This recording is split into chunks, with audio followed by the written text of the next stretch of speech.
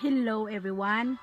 Today I do make my bikini challenge. So this is my body. I love my body. I never shy wearing bikini at beach, onsen pool. I don't care. I do naked. Wala akong kumbaga hindi naman sa walang hiya.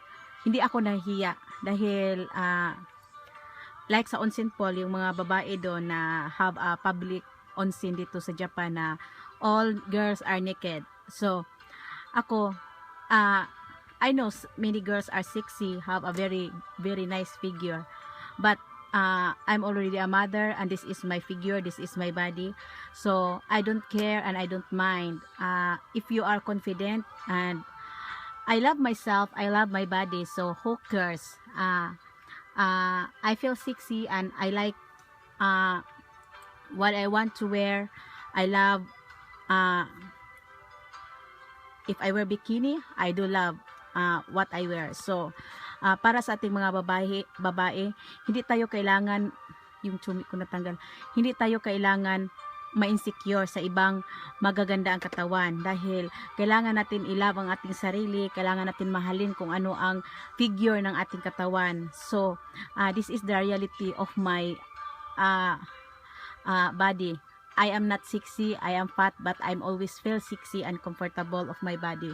So, don't kumbaga, don't compare yourself yung katawan mo sa iba dahil sexy sila. Of course, pag makakita ka ng mga sexy dyan, of course, you really admire and masasabi mo sana ganun ang katawan ko. But you're supposed to accept and you're supposed to feel confident of yourself dahil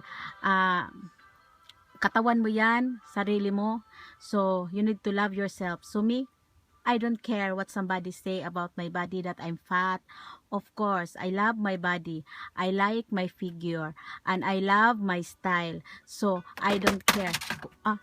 My God, nahulog. So, yeah. Kaya ako, I love myself. And I love this swimwear. Lalo na pag mother like me na may tahi dito sa harap. So, I